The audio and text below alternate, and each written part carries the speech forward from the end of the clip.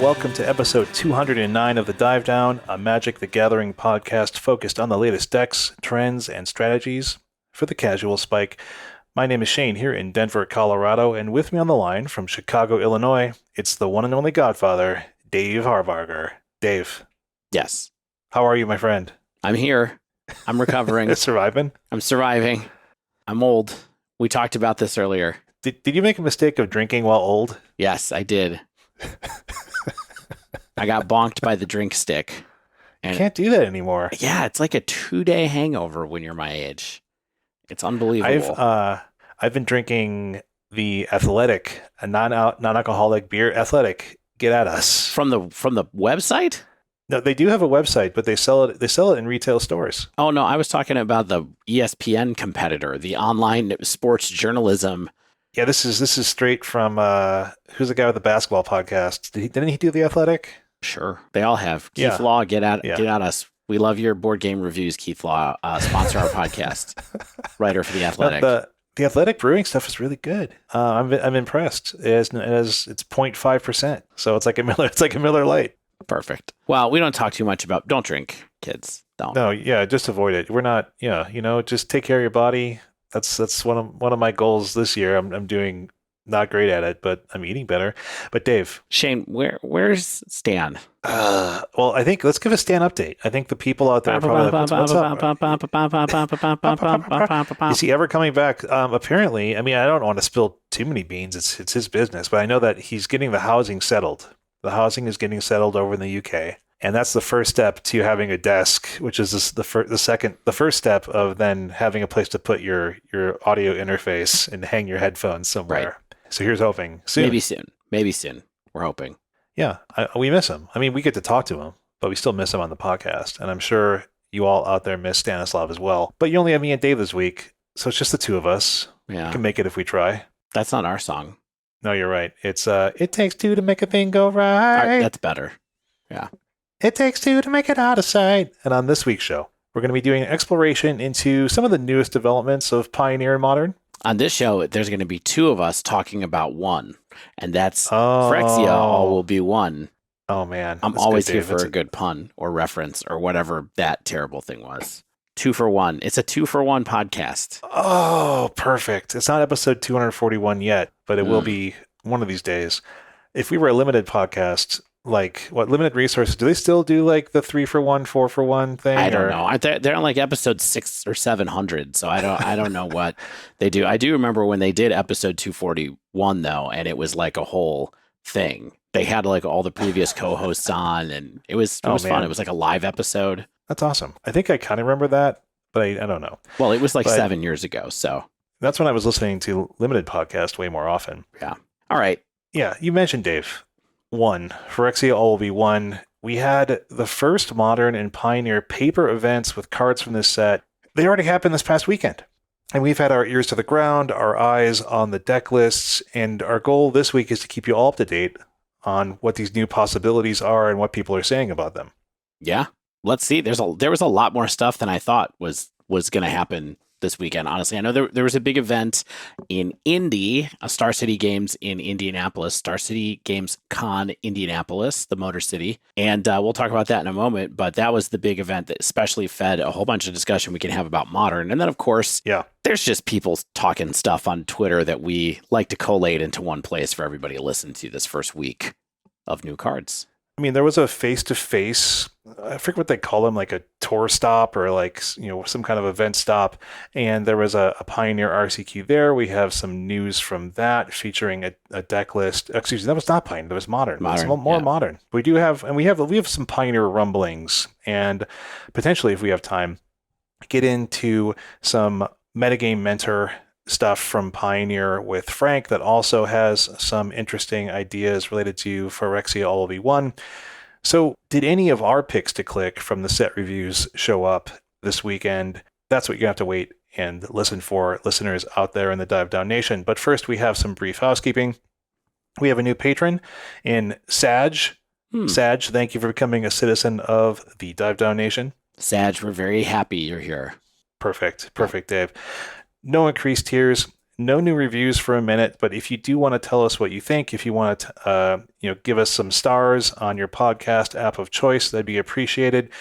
If you want to be like Sag, if you want to be happy, go to patreon.com/thedivedown. Throw us a couple, $1 a week. That's all we need. We don't even need anything, honestly. But if you have some extra cash in your pocket and want to help support us fairly directly, go to patreon.com/thedivedown. You can also support us without doing kind of the subscription process of Patreon by going to our merch store. Go to thedivedown.com/store, pick up t-shirts, hoodies, fanny packs, hats, all that good stuff. Lots of fun stuff to show your support over there at the store. If you want to play Magic Online, if you don't want to purchase cards from bots, if instead you want to trade them with the botnet of Mana Traders, go to manatraders.com. Use sign-up code THEDIVEDOWN10 for 10% off your first 2 months of Magic Online renting. It's a service we've used for many years. They really help keep this show going, and we appreciate if you use the sign-up code or tell some people to use the sign-up code if they haven't used Mana Traders yet. I know of course, they still have the series go on. Mm-hmm. And the series are like free to enter. They've got really good prizing for Mana Traders members. It's really worth your time to check these out. They've got really good competition. It's a great way to have some fun playing Magic Online for stakes and win some prizes there. Of course, our ongoing sponsorship with Barrister and Mann. You can use not sign-up code. You can use coupon code, the Divedown 2023, our new code, the Divedown 2023, for 15% off your first order at Barrister and Mann. They have some new products that have been coming out last month and are coming out this month. I would encourage you to check those out. I know we have some stuff from Will coming our way soon. I'm excited to get some of those. New scents and fragrances and shaving soaps and whatnot. And finally, NRG, Nerd Rage Gaming. Of course, we cover their events, and they give 8% off to our listeners for free by using code DIVE8. All right. And that's it. Wow. Out of the way. I just let you take that on your own. I hope that's okay. Yeah, I mean, you know what I mean? Like, people skip it anyway. Oh, metrics. The metrics and the Housekeeping are brutal. If you're coming back now, go back and get the codes. Get the codes. If I catch you skipping, I'm going to make you buy a hat. The hats are nice though. I wear my hat regularly. They're nice hats. The hats for are a good really price and whatever color you want. So Dave, what do you want to start with first this week? We made a bunch of notes and yes. you've hastily rearranged them before we even started the show. As is my sort of thing I do often on the show. I'm like, why don't we change this on the fly? Like right when we're about to record, Shane's got everything in perfect order. And I'm like, let's just shuffle everything a different way. I think that Phyrexia All Will Be One is coming out soon. It's coming out tomorrow, February 7th.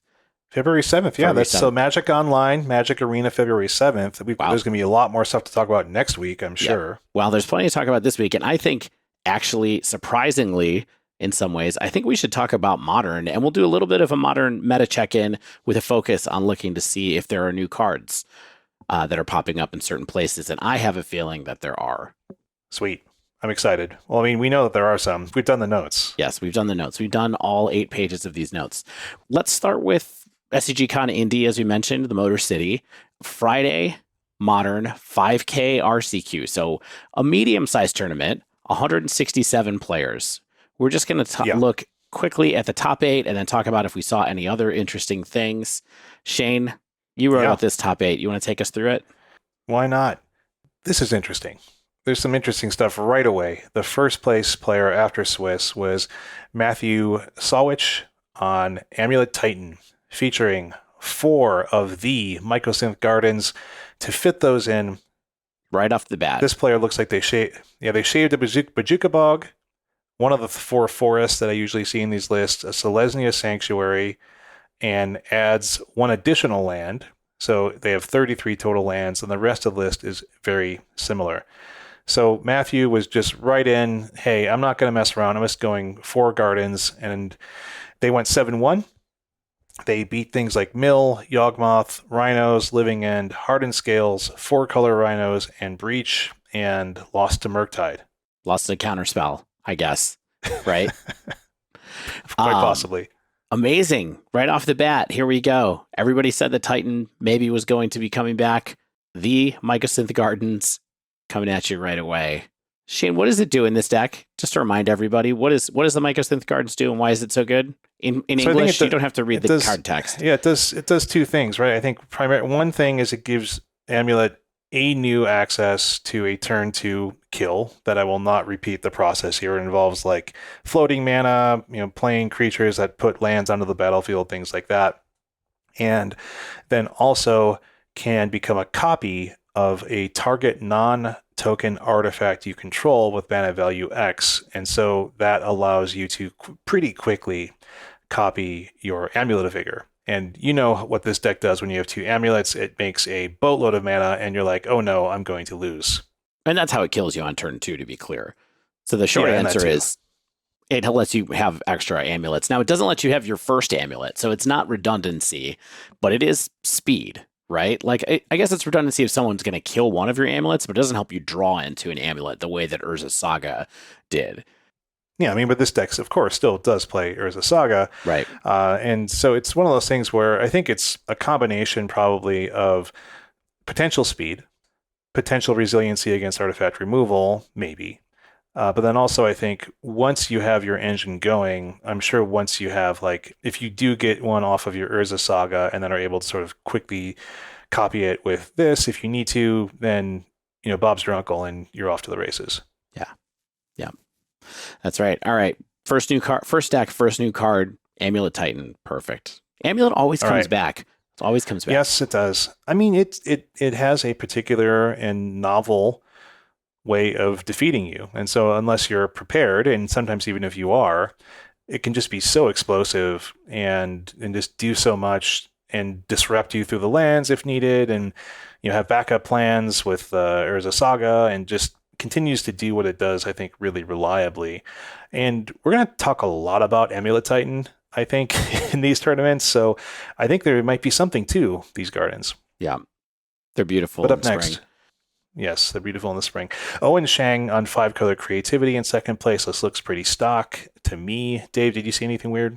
Yeah, I mean, for me, this creativity list from Owen, one thing to keep in mind is it's persist heavy, but it's still 4-5 color, and it's also running Bitter Reunion. And I don't think I have seen too many of these decks, at least the last time I looked at a creativity list that was running Renin 6 and Fire and Ice and Spell Pierce and Bitter Reunion all in a single deck. It felt like the Bitter Reunion was showing up in the Jund lists that were kind of getting rid of all the blue cards, but this has got all of it. It's got Prismari Command and Bitter Reunion, and it also has 4 Thoughtseize main, I just noticed, which is also slightly different for this deck. Yeah, I mean, there's nothing, I think, particularly different about the the Jund version that would make it run the quartet of Bitter Reunion. Like, Bitter Reunion is just a 1 and a red. Like, it's not like it's particularly in Jund colors that would make it hard to cast or something like that. Well, I just think it was used as a replacement for draw cards in Jund. Oh, yeah. Right. So if you're not running blue, then you're running Bitter Reunion. But the other thing that's missing from this deck list, by the way, is Expressive Iteration, which is a card that's often run in these lists as well. So there is some weird stuff going on here, by my eye at least. Yeah, it's not as stock as I originally thought. The Bitter Reunion is the particularly interesting call-out. Of course, I mean, what this card does, of course, like Dave says, is it lets you sort of draw some extra cards. But then also you can sacrifice it for 1 and give creatures you control haste until end of turn. And so, it's a nice little combo with your Archons. Really allows you to not have to wait an extra turn to start swinging and get the triggers off of it and the damage through. So I think it makes a lot of sense in these decks, of course. So we'll watch the space to see if this kind of becomes more of a staple in all of the creativity decks, or if Owen was just had a wild hair this day and shoved 3 in there. Yep. Next up, it's Mac Kamenowski. Max Kamenowski, not Mac. Sorry, Mac, if you're out there. Is it Murktide this time? This is a stock list. So no new cards in the 5-color creativity, but some interesting deck building. This one also is pretty stock. I mean, Max is a master of Murktide, as we all know, and nothing too out of the ordinary here. So I think we can just go on from this one. Did not make the leap into minor misstep. So we know where Max stands. Not there yet. Dave, you got to talk about this 4th place deck. I don't really want to. I medium want to. I kind of, it's Domain Zoo from William Harmonson on Domain Zoo. Came in fourth place. We did talk about this a couple weeks ago. We both were kind of like, it's fine. But this isn't regular old Domain Zoo. This isn't what we talked about. This is pretty different. Yeah, this is the version of the deck that we hinted to, but did not play on the week that we tested it. And this is the deck that plays all the Cascade spells. So it plays Bloodbraid Elf and Shardless Agent. It's a slightly bigger version. It doesn't have the 1-drops, which honestly, when you and I talked, those were kind of feeling like a little bit awkward to me. I know it makes it aggro, and Ragavan's an amazing card, but the more I thought about it afterwards, the more I thought that they weren't maybe the best cards in the deck, but this deck has Cyanid Draco, Territorial Kavu, Bloodbraid Elf, Shardless Agent, Mantis Rider, and then some number of other creatures that we can't tell whether they're in the sideboard or the main. Yeah, that's the weird thing is like all 75 cards are kind of ganged up in this one. So I'm guessing things like Melira, the Living Cure, our sideboard, Lavinia, Azorius Renegade, Hitetsugu Consumes All. Those are all kind of like sideboard cards for sure. Force of Vigor, of course, Damping Sphere, etc., etc. Rest in peace. So you can kind of guess. But this, of course, also is running things like Ob Nixilis, the Adversary, which is a particularly interesting addition. Yeah, weird. A couple Teferi Time Raveler, another interesting addition. Love to see Mantis Rider still get some kind of modern play. Yeah, it's not running Neshoba Brawler either, which is interesting, which is not a card that seemed like it was a staple in it. So this deck is just kind of a bigger version of Domain Zoo, right? It's more like Domain Cascade in some ways. Yeah. Really interesting, though, is that they're running these two Melira, the Living Cure, which is a green and a white for a 3/3. It's a card that we didn't really talk about, but we all know who Melira is. If you would get one or more poison counters, instead you get one poison counter, and you can't get additional poison counters this turn. I don't think that really applies right now in Modern, for what it's worth. I mean, they could have been afraid. They could have just been like hedging, like, hey, maybe people are going to be bringing Infect back or something like that. Maybe, but this deck has plenty of burn and is fast. So I think that they're actually more interested in the other thing here, which is exile Melira, the Living Cure, choose another target creature or artifact. When it's put into a graveyard this turn, return that card to the battlefield under its owner's control. I think that they were playing with this as a little bit of a protection card, but also as a way to recycle their Cascaders when they died, potentially. Oh, yeah. So, okay, if you attack and they block into the Cascaders, you sacrifice Melira, get a Cascader back, get another Cascade trigger. Yeah, it's smart. I mean, it's not a bad beater. It's it's a 3/3 for 2. I mean, Fleecebane Lion, let's go.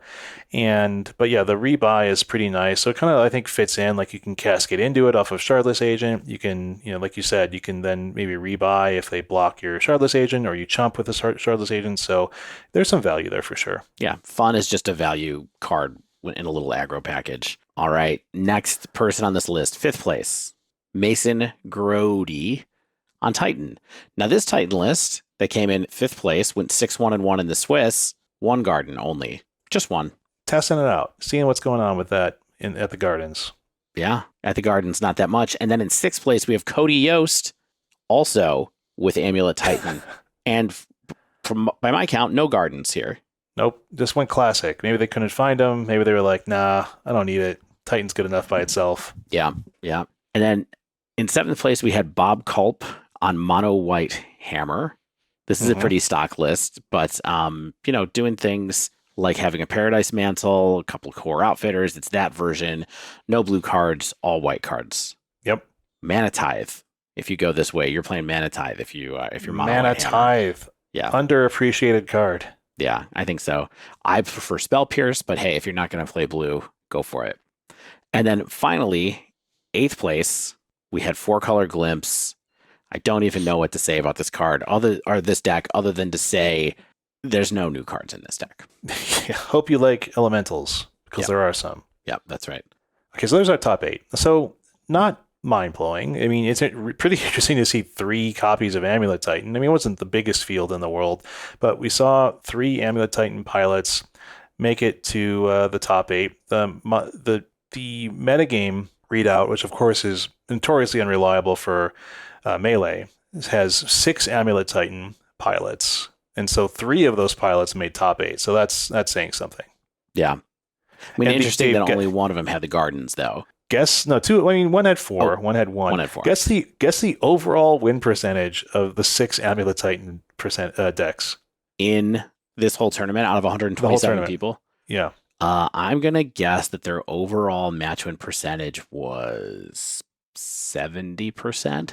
Dave, you're very close. It was 69%. Nice. Nice. Wow. Amazing.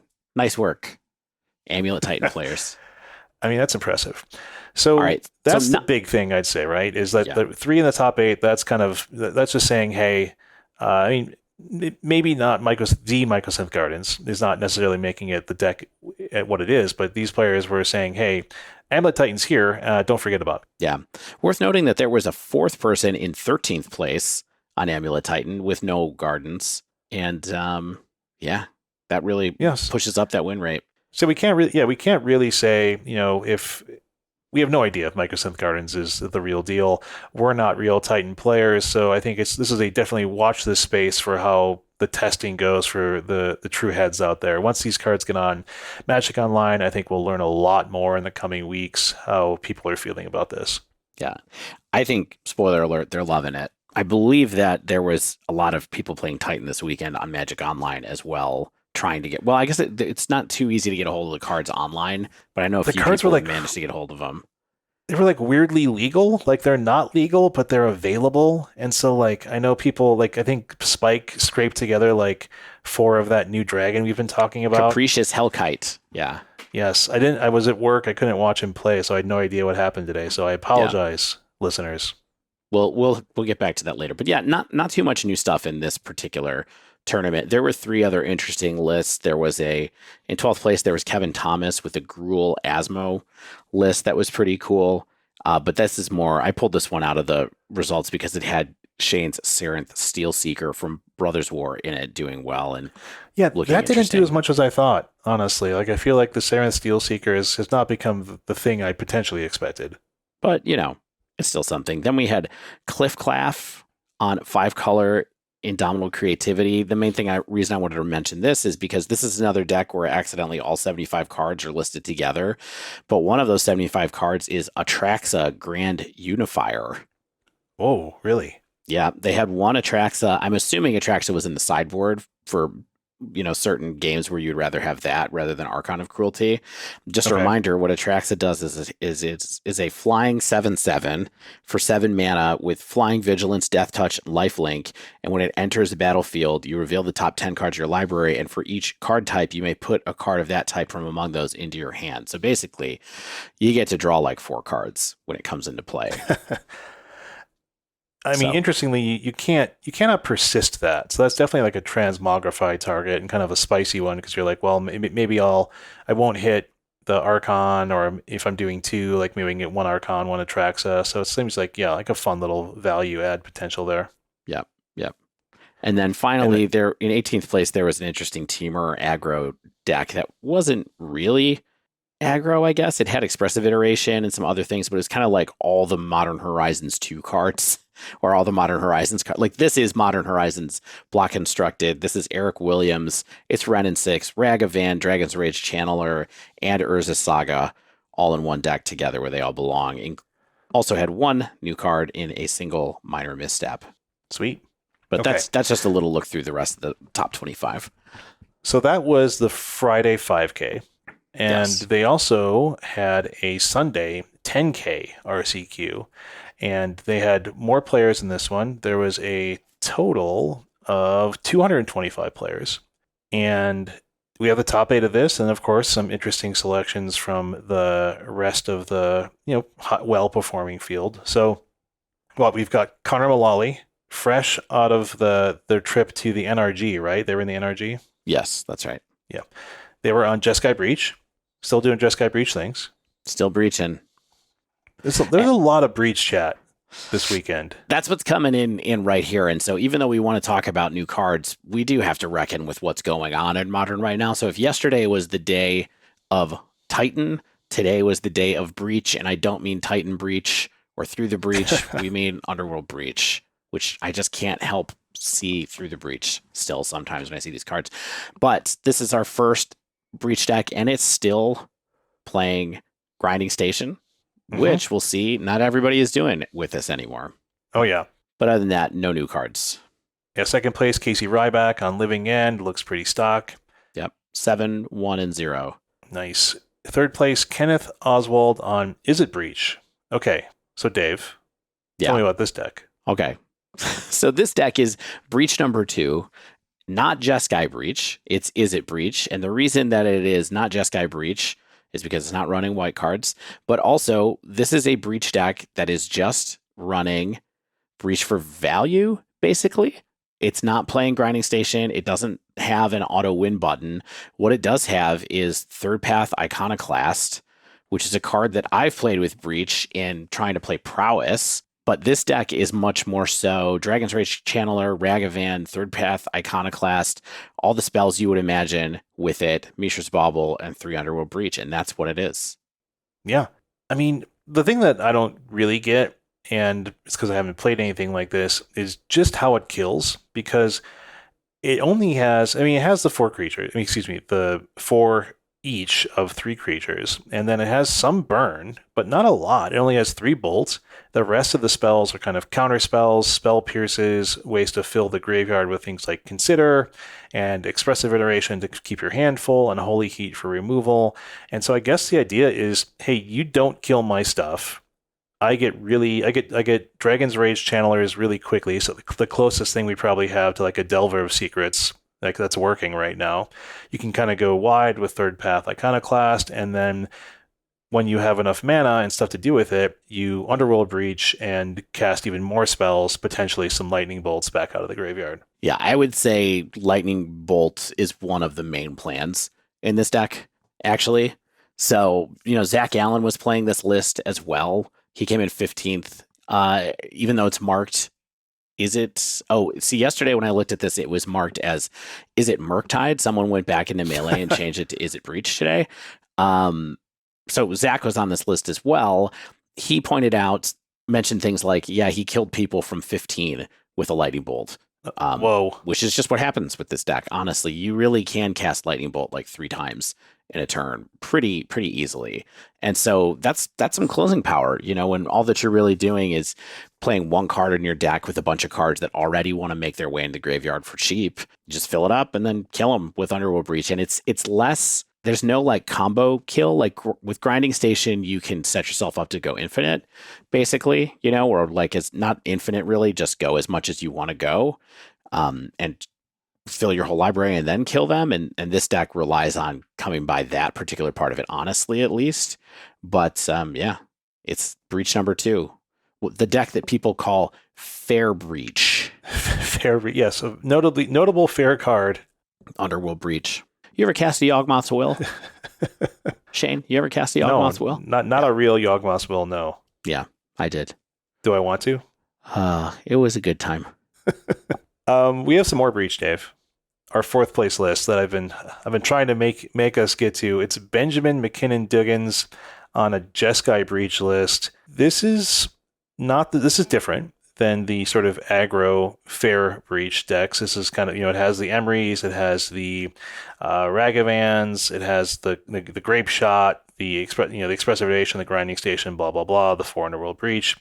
Yeah, it's much more in line with Connor's deck and the deck that more people are familiar with, which is it's the Grinding Station version where we're playing Mox Amber and we're doing all that kind of stuff. Dave, what's in this deck and why? I mean, the thing that I wanted to mention about this deck is that one of the main creatures in this deck, or one of the 13 creatures in this deck, is Skrelv. Why? Skrelv is here. Because you don't need to pay mana for protection? No. Well, you already have that from Giver of Runes. I think the reason Skrelv is here is because, A, you can sacrifice it to Grinding Station if you want to at one point later down the path, but also it turns on Mox Amber. Oh, yeah. It's legendary. Maybe part of why you would consider using this card here. I guess. Now, if you need to make more white mana, I guess any pip of mana is good mana. That's what I was thinking too, is that, it only makes white. So I'm not sure how, this person came in, Benjamin McKinnon Duggins came in 4th place. So I say it went pretty well for them, but being able to protect your Emry and being able to protect your, maybe your Fable with Skrelv or other things like that, I think has a certain amount of utility, but I do think it's about getting up to extra legendary creatures so that Mox Hammer is just on more often. Sweet. That's wild. I mean, we'll see if people start main decking Skrelv in this list, and that'll be kind of fascinating. But Yeah. The people talking about Skrelv, like, I mean, we mentioned it, and you brought it up, and you were like, hey, this seems pretty cool. And I feel like I did listen to a few other podcasts after that, and I've heard the name Skrelv come up more than I expected. And I think that this card will see play. Skrelv is very good. How much? Skrelv is a card that we made a lot of fun of the past couple of weeks because of the name. And I did not think that there would be any place where it would rate in Modern, because Giver of Runes, I think, is just better because it never costs mana. But with Mox Amber, I guess it makes sense. So we'll see. But I feel bad that Skrelv, I actually did not put Skrelv on my top 5 list at the end of last week when we were all talking. And I'm a little, I would have loved to have done that just to see what Sky had to say about Skrelv, because it also didn't come up then. But all right, 5th place, Brian Cole on Jund Sagavan. They went 7-1 as well. This is a very fair, grindy deck. It has things like, Goyf and Ragavan and Fable and Ren and 6, and even a main deck Tireless Tracker, the hand disruption, the board interaction, all that good stuff. A couple of Riveteer's Charm, some Urza Saga targets, the usual stuff. Yeah, Riveteer's Charm is the most interesting thing to see in this list. It's a deck that's been kind of underground since, for the last year or so. It's kind of not super popular, but cool to see that someone is playing it. And if you want a reminder of what Riveteer's Charm does, it basically does a Crackling Doom. Target opponent sacrifices a creature or planeswalker they control with the highest mana value among creatures and planeswalkers they control. So not power like Crackling Doom, but mana value. Exile the top 3 cards of your library until your next end step. You may play those cards, so you can get some card advantage, and then you can also exile a graveyard in a one shot. So it's a pretty good card. Yeah. All right, Dave. What do we have? What do we have next, David? Well, next up we have Cody Yost again, and if you remember in the Friday event, Cody Yost was in 6th place on Titan stock list. I'm just realizing that this is the deck list I've been looking for. So this is Cody Yost on Friday. I'm not playing Mycosynth Gardens. Cody Yost on Saturday. 4-pack of Mycosynth Gardens. He got those from the vendors. Got them from the vendors. Is the playing them grinders on Sunday and top 8'd again with Amulet Titan at 7-1. I would like to mention that this deck list was listed at, when I wrote the show notes, was listed as all other deck lists, quote, and now on Melee it has switched over to Amulet Titan, so at least we all know what it is. This is my argument that I will make, that Amulet Titan players are believing in this card, because this is someone who top 8'd with a Mycosynth Gardens list. My goodness, Mycosynth Gardens list on Friday. Perfect. And then went out and got 4 and top 8'd again with it on Saturday with Gardens. It's happening. That's impressive. Yeah. It's time for me to pick up Amulet Titan. I've decided. Do it. No, I'm kidding. Yeah, this is a running bit. Yeah, I mean, you got the cards, right? No, I never bought them. Okay, good. 7th place, Jacob Powell, Teamer Breach, the grinding Breach, Ren and 6, more Breach stuff happening. Well, but this is the 3rd flavor. Yes, so this is not Jeskai Breach for Teferi and other white cards. This is Teamer Breach for Ren and 6. Also, interestingly, I hadn't noticed how many of these decks are starting to pick up Fable of the Mirror Breaker. So Benjamin had it. Yeah. Connor did not. Jacob did. But this is our 4th Breach deck in the top 8 and our 3rd different flavor, let's say, of Breach. Other than that, it's very much like the Jeskai list, other than the fact that it has Ren and 6, though. All right, 8th place, AJ Kazo on an Is It Murktide build. AJ decided to have one minor misstep in the main deck, but otherwise looks like Is It Murktide to me. And if you believe what Zach Allen had to say about minor misstep, because he played it, then I think that he thinks playing minor misstep is a major misstep, if you know what I'm saying. So we can talk about that later. There's other takes. I'm seeing some other takes. I'm seeing other takes, but nobody has more than, well, not nobody. There is one deck list I found that definitely has more than one. I haven't seen too many lists that have more than one minor misstep just kind of popped in there for fun. And, can't wait to talk about that list, by the way. Yeah. So I didn't see who won the event. We didn't check. It's. I wish that MTG Melee had would put like the top 8 stuff. They always just have the Swiss, and then frequently the top 8's not there. They do. It's down at the bottom. So the finals were, let me see here. The finals were Casey Ryback on No Living pairings End. were found. Oh, I know why. Because the top 2 players went to the RCQ, so they didn't even do the finals apparently. They didn't. That's what it is. Yeah. So that we have the top 4. So it was Murktide versus Breach on one side of the bracket versus Jeskai Breach on one side of the bracket. AJ Kazo versus Benjamin McKinnon Duggins, and then Casey Ryback on Living End versus Kenneth Oswald on Is It Breach. That was your Third Path Iconoclast version, and then the Skrelv deck was the other one that made it to the top 4. So Dave, Amulet Titan did not have an amazing showing this tournament, just a 51.2% win rate. Guess what the win rate of Jeskai Breach was for the 9 pilots? 69%. 64.8. Ah. Still a very nice win rate. How about anything else that says Breach in it? Teamer Breach, 56.5%. And those are the breaches on the first page of, the top 25 archetypes. So yeah, there you go. Okay. Sweet. All right. So anything interesting you found past the top 8? I mean, I just want to stop and talk for a second about the fact that this top 8 had 4 breaches in it again. 4 breaches, Yeah. 3 different decks. Kind of terrifying. We'll come back to that in a minute. But yes, beyond the top 8. Okay, 9th place in this tournament was Kevin Thomas, who came in 12th on the Friday tournament with that same Gruul Asmo deck again. Kevin, I'm very sorry for your weekend. It was a great weekend, but also on the bubble 2 days in a row. That's rough. 20th place, we had Evan Wooden on Azorius Hammer. That's not really Azorius because they were playing Nahiri the Unforgiving. Oh, yeah. First time Just a one that I of. saw somebody trying it on Hammer. Yes, it's a one of in the main and one of in the board, I think, if I remember right. Yep. One of each. And also playing with... No, that is really the only red card that was in the deck at all. So it was being splashed off of a single Sunbaked Canyon and a single Sacred Foundry. And I found a tweet from Evan after the tournament. It says 6-2 for 20th out of 224 in SCGCON, Modern 10K with Nahiri Hammer. Nahiri was a positive and better than core outfitter each time, but I didn't see her enough to really know how good she is. Hammer is still broken either way. Yeah. Bonkers deck.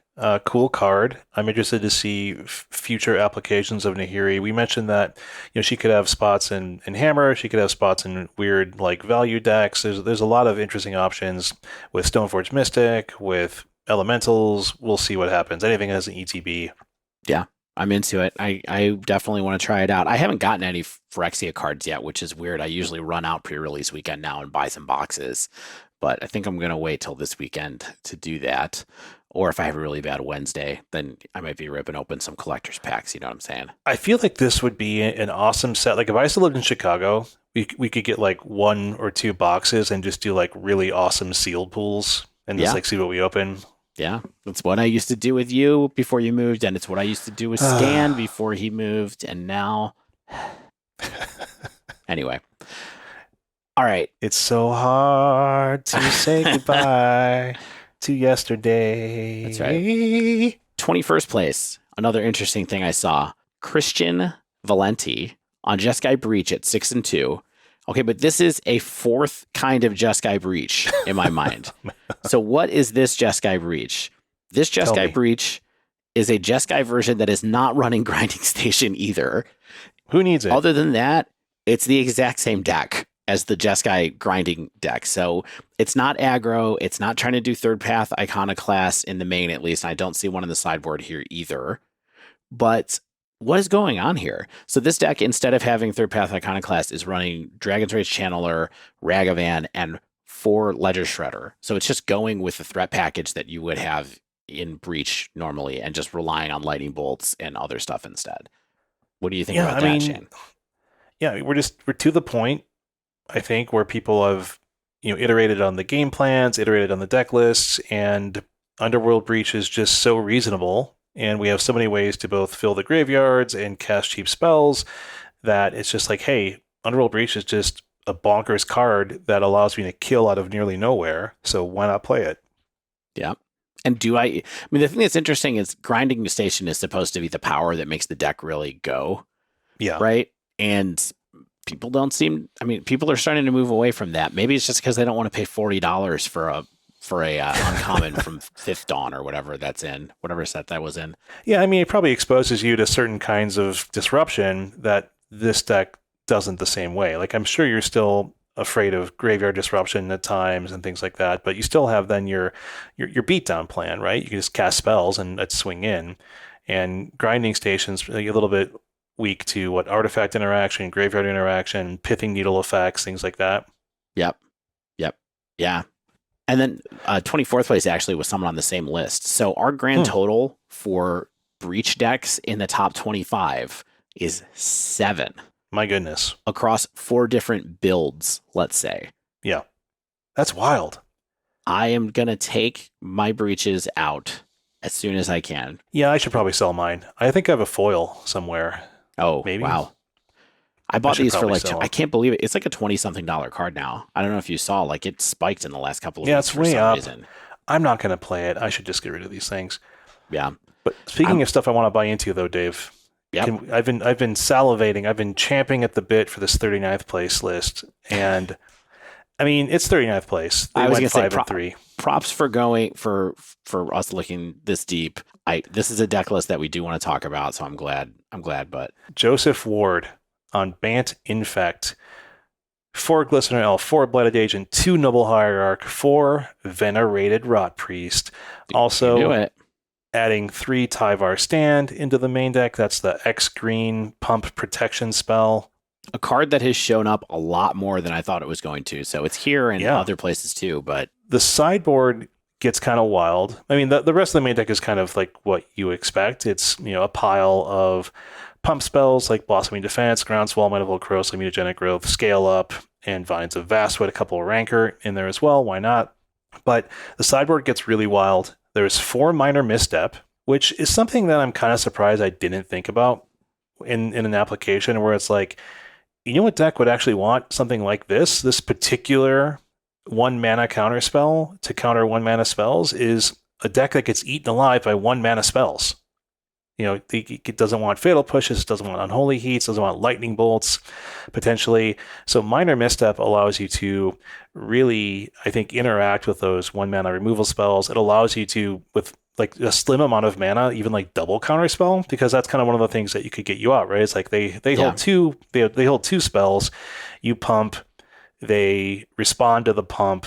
You could, or like you could counter spell the first removal spell, they then like go for the second one, you counterspell that, and then you can do a pump spell after that or something like that. So there's a lot of ways, I think, for you to sort of have counterspell on the stack play and really get there with Minor Misstep. Yeah. It's interesting. I didn't think that deeply about it when it went in here. I was like, oh, this person is just going for it because they think it's really good. But that makes sense to me. I really have a feeling that this is not a card that is gonna stick around in this kind of quantity. Probably not. Even in this kind of like well thought, teched out version. But there's some other cute stuff going on in this deck though. Oh man, super cute. 3 Serum Snare. The 1 and a blue instant, return target non-land permanent to its owner's hand if it had mana value 3 or less proliferate. So it's sort of an expensive bounce / add an extra poison counter. So it could protect your stuff, get rid of their stuff. And add a poison counter. Yes. That seems like that could be really expensive. Useful. I mean, what do you want? You want it for 1 mana? Look at all the text on this card. Yeah, I mean, I guess, and with Venerated Rotpriest, it's effectively like I'm targeting my creature for protection. I'm giving you poison counters. Like Rotpriest only works when you target your spells. Correct. Your creatures. So I mean, there's something there. It's in a way another way to finish someone off outside the combat step if you need to, if you have Rotpriest out. And you notice that I said Bant earlier, and all I've talked about is blue Simic spells. So in the sideboard, there are 3 Skrelv's Hive. I mean, sweet. This is awesome. It's it's the Infect Bitter Blossom for the grindy matchups, right? Like you just lose a life, make a toxic creature, and if you really need it, I don't know why, but like if they have 3 or more poison counters, which they most certainly will, creatures you control with toxic have lifelink, so you could be chumping with them, you could be just going wide and then alpha strike type thing. I mean, don't you just want to not die to burn? Like didn't this deck used to have problems with burn? Quite possibly. I mean, yeah, Burn would hate this, right? Because it's just like, hey, I got some early infect damage in, and I'm going to block everything you do, and then you better be drawing into burn spells very quickly to dome me, or else I'm just going to be swinging in with my Skrelv Hive creature every turn. Yeah, just to be clear, the Hives can't block. So it's your other creatures that can block. The Mites can't block. Thank you. That's one of the things about a Mite. But they're not mighty. Yeah, I think it's cool. I do think that one last thing I want to just mention here really quickly is Rancor. Was Rancor in the blue-green lists back in the day or no? It's come in and out. It's definitely been like an option. Like I have a playset just from random Infect list when I was still buying all the Infect cards way back in the day. So yeah, it's been there. Like Trample is always handy. Yeah, well, I was going to mention it's also a card that has a little bit of synergy with Venerated Rotpriest because if you have you have it on a card, they kill the card, you get the Rancor back.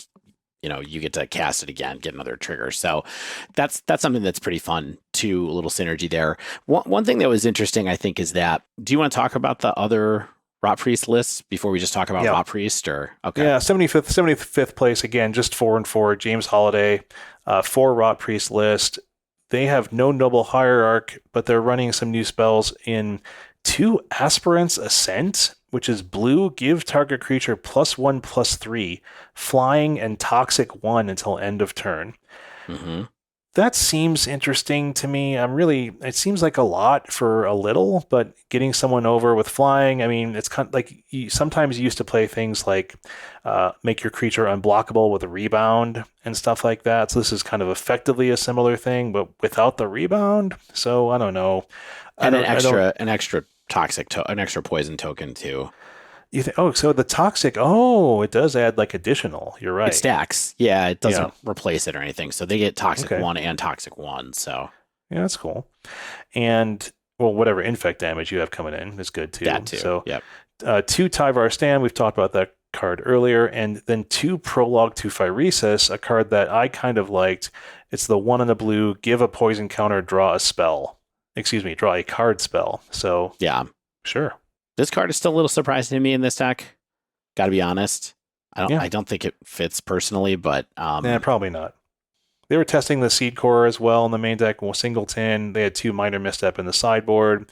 Probably thinking along the same lines. Hey, that stops removal spells. Why not play it? So we're seeing some early versions of Infect. Yeah. I mean, I think it's super interesting. The one thing I was going to say was, there were some people talking about Rockpriest. I think Mickey and a couple other people in our Discord today were talking about it. And they kind of hit on something that I was trying to communicate about what I thought about Rockpriest a couple of weeks ago, which is like the situation that you get in with when Rockpriest is on the board and another creature is that kind of like, well, which one do I kill situation where it's like, well, I kill Rockpriest, I leave their other threat, I kill their other threat, I just take more tokens from Rockpriest. So you can kind of get in the situation where you can't really get out of it.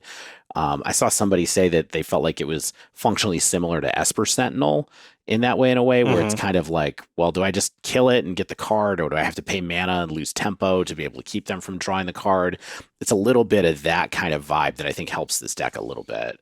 What's weird about this deck too now is that typically you would not want to tap out against Infect ever, right? But then if they go through their combat step and they don't kill you, then you could conceivably do something in like their end step or something like that before you untap.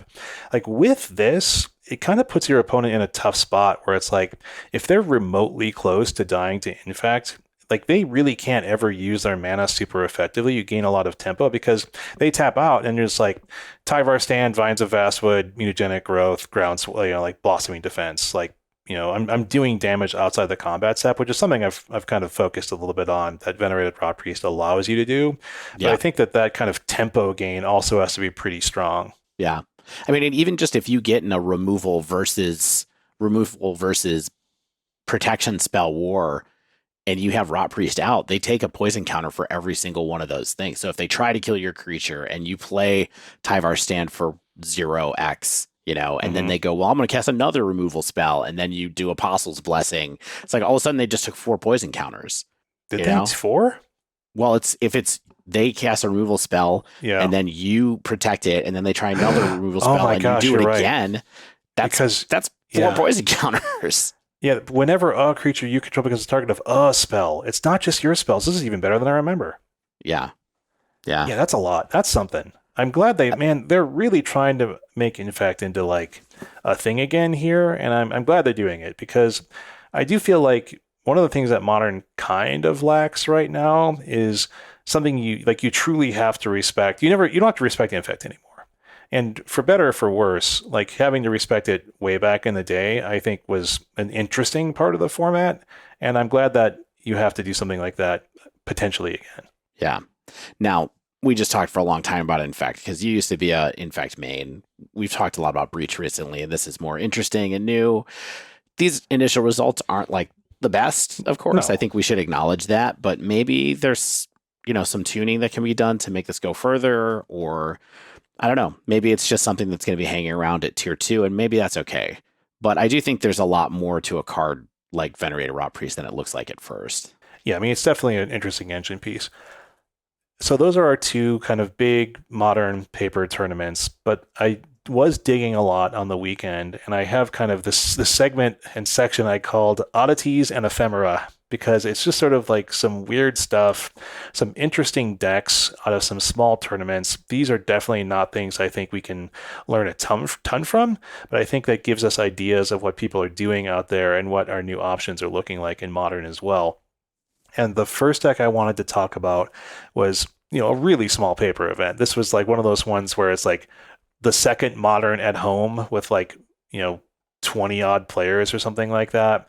Right. And it showed up on Goldfish, and we're seeing people have fun with new cards, at least. So second and third place were Amulet Titan pilots, both running 1 or 2 of the Mycosynth Gardens. But the deck I wanted to talk about, of course, is fifth place, was this Obzon Company deck. It had 3 Tyvar Jubilant Brawler. This is basically kind of the usual Devoted Druid Vizier of Remedies thing. Also had some Stoneforge Mystic in there as well, and it looks very much like a testing deck to me, like a lot of 3-ofs. I'm sure the numbers on these things will get ironed out over time. It has the infinite mana sinks like the Dustwash Recruiter and Finale of Devastation, tutors like Court of Calling, Eladamri's Call, some value Cocos there in random amounts. And then we saw another similar list in 7th place. This is Obzon list with 4 Tyvar, a smattering of kind of the expected cards to make the combo happen. It leans a little bit more on Eladamri's Call and Finale of Devastation to find those combo pieces. So we are seeing people already be testing these Tyvar lists, and again, small tournament, but Obzon Company has a couple showings in the top 8 of this event. Yeah, and then why don't you just talk about the next note that you had here? This is a little bit more, I think, saying something, because this is more Druid combo with Tyvar. The Twitter user Dreams of Ashiok, who I've definitely heard this name out and about. I'm sure they're probably a good Canadian player, because Face to Face is based out of Canada. They took a list straight from GR Duncan, online friend of the show, GR Duncan, shout out. He had a recent article, and on themanabase.com, we'll have the link in the show notes. And so it's basically called Modern Devoted Druid Combo in 2023. And what Duncan's list is doing, or GR, I don't know what Duncan wants to be called. Ryan. That's probably a better thing. That's Hi, Ryan. Yeah. So the list Ryan put together leverages Tyvar to get a lot of what you want to do, the same turn combos off without having to untap, get the same turn activation of mana dorks like Birds of Paradise, those same turn activations of Giver of Runes, Stoneforge Mystic, and so on. And Birds is an interesting addition over something kind of like Noble, because it ostensibly allows for kills in the air with infinite mana and a Tyvar stand. Another new card from All Would Be One. We've been talking about that at the rest of this episode. It has other mana sinks like 3 Lair of the Hydra, Walking Ballista, Eladamri's Call to go find your Ballista, stuff like that. Yeah. So help me understand, what is different about this list from the ones that we just talked about earlier? So there's no company in this one? Like this is Yeah, just company's valued kind of an straight up. interesting. Well, I think some of the main things is like this goes hard into Birds of Paradise, which I don't believe these other lists were doing. I think they call it hard bop, if I remember right. Hard bop. Okay, no, I Yeah. mean those other lists had three. I think what's interesting about this is it kind of eschews some of the things that you would expect to have. Like it doesn't have Duskwatch Recruiter. It Okay. doesn't have Finale of Devastation even. So it's really saying like I want to tutor up what's needed with my what's the spell, Dave? The Eladamri's call. Yeah. Yeah. And so I'm a little bit surprised that it's sort of lacking some of those ways to use infinite mana, but it's kind of like, hey, I have a lot of things I can do. Like I can infinite mana my Lair of the Hydra. If I just have, the a tutor, I'm good to go. Because especially with like my Birds of Paradise or my lands making my white mana. So I think it's really just kind of like I will have what I need to use the infinite mana. I'm potentially not surprised. I'm potentially interested to see if there'll be further iterations to this deck list. I'm sure there will. That will this give one us to like me, finale. Yeah. This one to me looks a lot neater, in a lot of ways. It's got a lower mana curve. Like everything in this is like the Tyvar is the top end of the mana curve instead of like trying to do something with finale sometimes or whatever. It just feels, I don't know, this one just feels tighter. And also this one goes harder into Tyvar's stand, right? Yeah. The other one doesn't have it. This one uses that spell as a potential sink as well. Yeah, it's a way to kill someone with infinite mana. Right. Although, Dreams of Ashiok, I don't know their real name, they stated that they would go down on Tyvar's stand a bit, but that Tyvar itself was, and I quote, the nuts. They released a guide just like an hour or two ago on Google, and they put it on their Twitter and the Google Drive document. So the number of times I was able to combo from out of nowhere with Tyvar was just too many. I got back missing pieces to kill twice, but I mainly used it as a way to be able to set up the combo next turn and demand interaction. Tyvar returning a Giver of Runes or enabling protection is what impressed me the most. I hadn't considered when playing with this card, before playing with it, I guess, was how many times I returned to Stoneforge Mystic with the Druid already in play. There's so much redundancy in this deck, and Tyvar enables it all. If Druid is truly back, it's because of this card. I mean, yeah, we know that, my friend. Interesting. So they were very high on Tyvar, and it's doing exactly what I think people expected in this deck, which is the redundancy, the explosiveness, the same turn activations. You just gain so much tempo from your opponent never being able to do anything against you, or never being able to tap out against you because of fear of just, hey, even if they play this, they can just win, and that's such a huge difference from having to be able to untap. Yeah, giant difference. I mean, Tyvar, my pick for the best card in the set. No real results in that we saw in Star City, but this face-to-face is probably a pretty big tournament itself. And then, like we said, lots of other people starting to pick it up. And interesting. I mean, it'd be nice to have a deck like this floating around as well. It's sort of like combo Stoneforge Mystic kind of deck. I'm actually more amped about this having potential than I am Infect potentially having potential, because I think that I really do like the creature combo strategies in the past, but both Infect and this deck have been historically weak to removal, right? That's just kind of the issue. Right. And like having to always worry about that is kind of a pain in the butt. But this is sort of like, yeah, I mean, I'm still potentially weak to removal, but I have so many ways to make you have to have it. Yeah. These mana sinks are good. These mana sinks are making me thirsty. Exactly. We do have one more thing with that I wanted to mention. This is from Twitter user Panchad Julien, and they said they top-aided Nerds Cafe 2K with old reliable, they called it Red Eyes Blue Dragon. My note is that's Murktide. First in Swiss, they tried out, so the reason I brought this up is they wanted to try out Minor Misstep today, and they said it felt amazing having a non-payable answer to Sigarda's Aid, meaning the opponent can't pay to resolve. Sigarda's Aid or Colossus Hammer felt nuts, also trades up in mana versus Dashed Ragavan.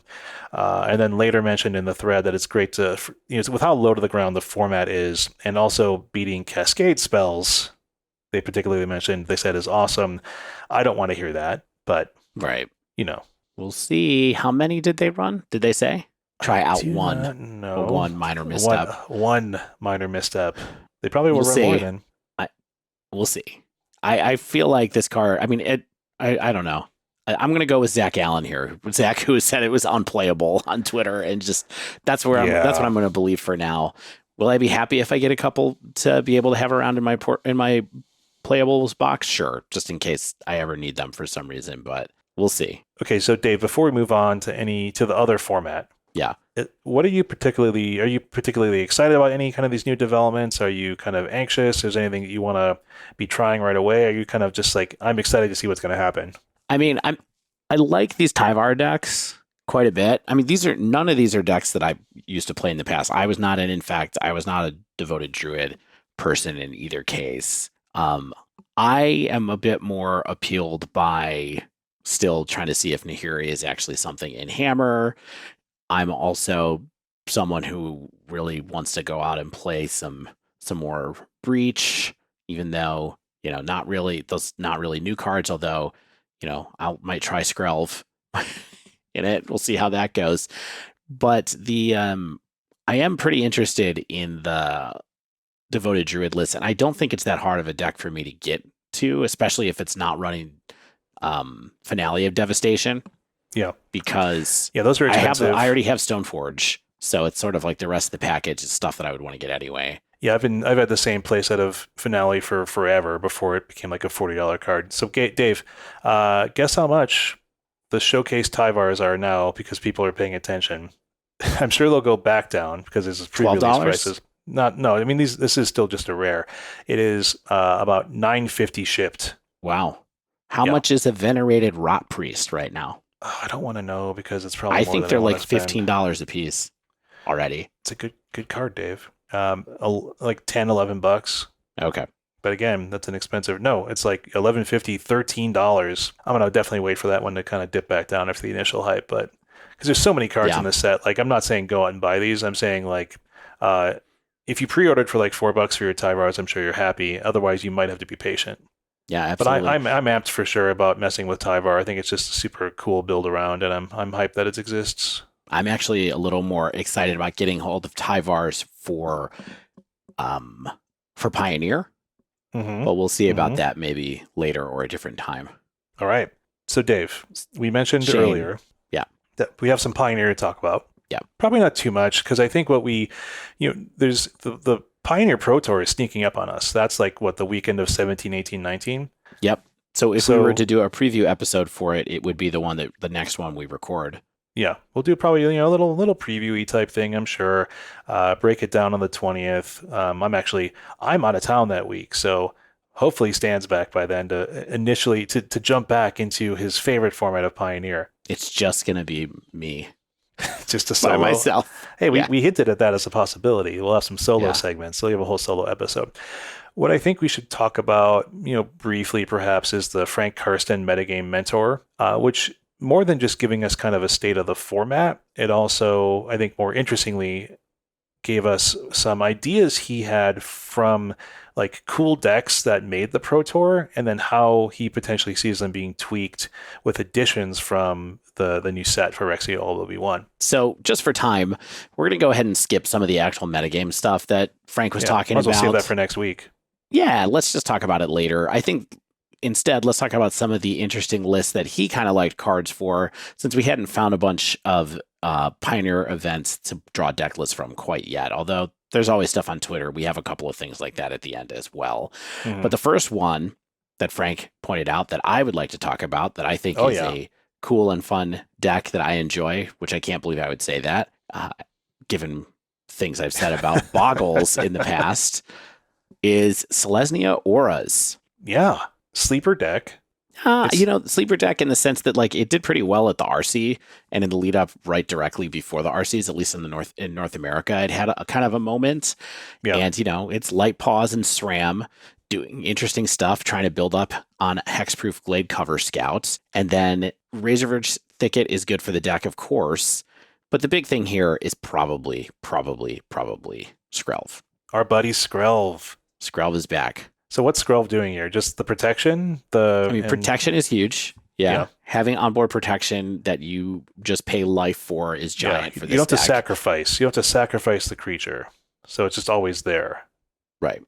Okay. Right. So it's like a giver of runes that's legal in Pioneer. Yes, exactly. And a good point that it's like a card that used to play a lot in this deck is, what was it? Alcide's Life's Bounty or whatever. Life's Bounty. Yeah, and that one you had to pay mana and sacrifice it. And this card is just like you tap it and then you can do it over and over and over again. It or counts the dog as an that artifact. sacrifices or whatever, right? Yeah. The companion dog, yeah. So it counts as an artifact for all the glitters, which is great. You know, that's a nice thing that those other cards did. I mean, the dog didn't, but the Alcide did. But the big thing here that I thought was a fascinating thing from Frank's mention is that it turns on maybe wanting to play Mox Amber in this deck. And you always want to play Mox Amber. I mean, Mox Amber is a good card. I think that it's a card that, you know, took a while for there to be 1-drop legendaries that help make it better. But it's a card that I've had my eye on for a long time. And putting it in a deck like this is pretty cool. I mean, because SRAM and Lake Paws are also legendaries. Yep.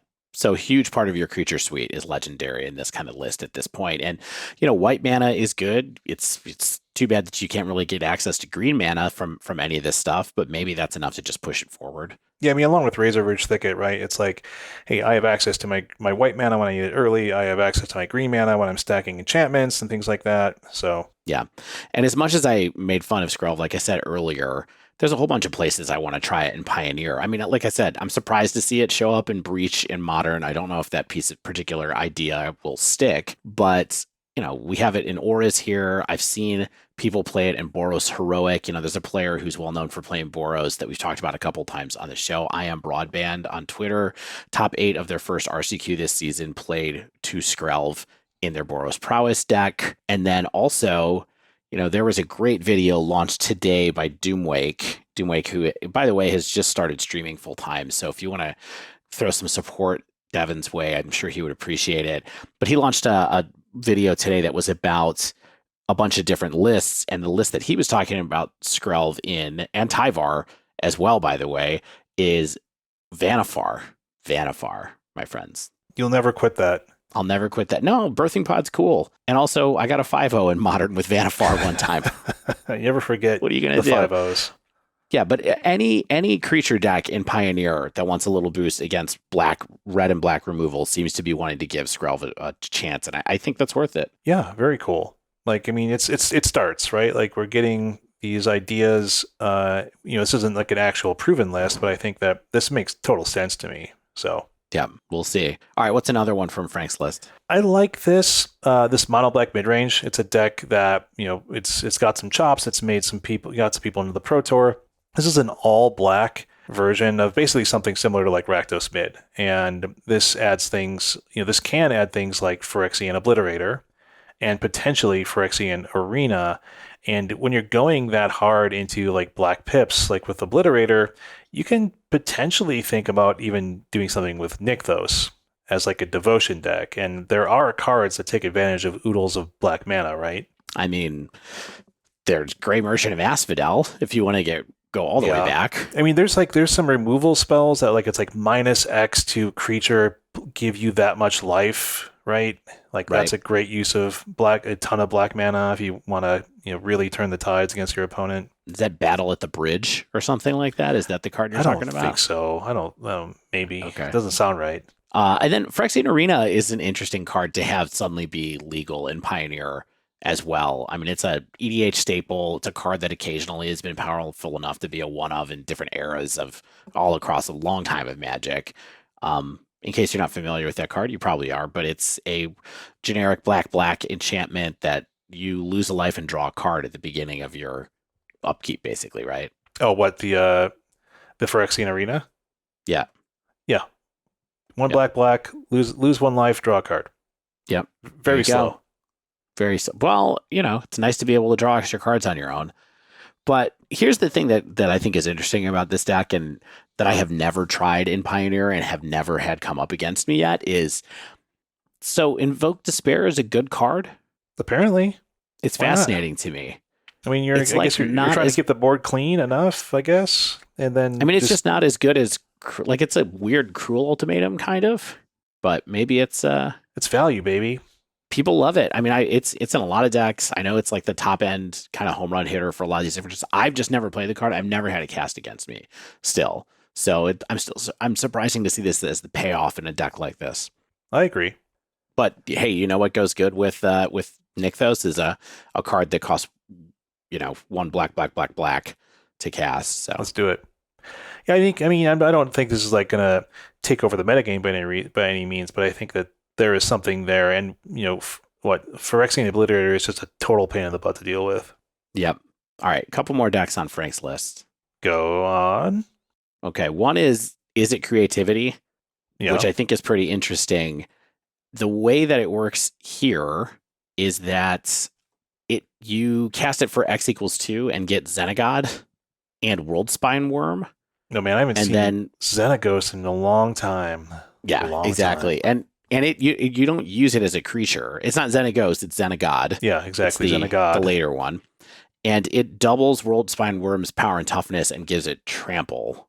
Or maybe it already has trample. I think it already has trample. Yes, and it then does. you attack with a hasty 30/30. Xenagod gives it haste and doubles its power and toughness. And hasty 30/30 sounds good. Yeah, I think it's pretty good, right? So Frank has also mentioned Atraxa as a potential future target here for creativity. I just think that creativity could be a deck that's on the up in Pioneer as well, just in case you want to try to play it as opposed to in Modern. I think it's probably easier to play it in Pioneer than it is in Modern for what it's worth. That is a hard deck to play in Modern. And then, this is wild. Yeah. This last one, man, Storm Herald combo. I don't even know how this works. Frank does give us some guidance on Storm Herald combo. So I can tell you, please. It's self-mill. Mm-hmm. You basically mill a bunch of cards into your graveyard. You really want to get Colossification, which is an aura that gives a creature 20/20 and Burning Anger. But Dave, Colossification costs 5 green. Right. So you get it in your graveyard, and then what happens is Storm Herald is a card that lets you put as many auras as you want on it from your graveyard. And then with Burning Anger, you can just tap it and sack it to kill your opponent because it's a 23/22 or something like that. So the old, multi-card combo. Multi-card self-mill combo, a little reminiscent of a deck that was popular in Standard at one point in time called with the card Eldrazi Conscription and the Sovereigns of Lost Alara to be able to search it up and do bad things. It's an aura cheating deck, basically. So Frank thinks Nahiri will be good in this deck. Mm-hmm. Could be. Sure. Why not? It lets you get back your Storm Herald, which is kind of the real thing, right? That's kind of the primary thing, I imagine. It's like, hey, I can get my Storm Herald back. It has haste. I can do the enchantment thing. So why not? Why not? That's a cool deck. Not what I want to play, but cool deck. Yeah, I'm not going to be playing this either. No. All right. Some other things I saw from Pioneer, just some oddities and ephemera. Another small paper store event. A pilot took second place with a Gruul Boats to second with 2 main deck and 2 sideboard Miglaws. Also 3, of course, Copperline Gorge to assist with the mana. What I think is interesting is this deck actually doesn't have double pips anywhere. So it's not super rough on the mana. It's not the kind of deck where it's I want a mana dork on turn 1 and a Goblin Chain Whirler on turn 2 type thing. But anything helps, and Copperline Gorge certainly will for a deck like this. But hey, Dave, we see the much maligned new Savage Knuckleblade doing things. I know. I can't believe it. We'll see how much. Not into it. So that's not a banger to go out with. But I think that what I'm really excited about is how quickly we are seeing the impact of a set in different ways. Things like Amulet Titan and things like the Devoted Druid combo and things like Infect. People are testing out Minor Misstep, or no, not Minor Misstep. What is it? Mental Misstep. It is. Yeah, Minor Misstep. Yeah, sure. Yeah. We're seeing kind of the continued rise of Underworld Breach, some new options in Pioneer. I think there's going to be, I'm really excited to see what's going to happen in this coming week when these cards get legal in Magic Online. We'll start seeing the preliminaries during the week. We'll see the challenges on the weekend. We'll have a lot to talk about next week as we sort of keep our eyes on what's happening in Modern and also on, of course, what's happening in Pioneer, as the new set will have an impact on the Pro Tour the weekend following. Yeah.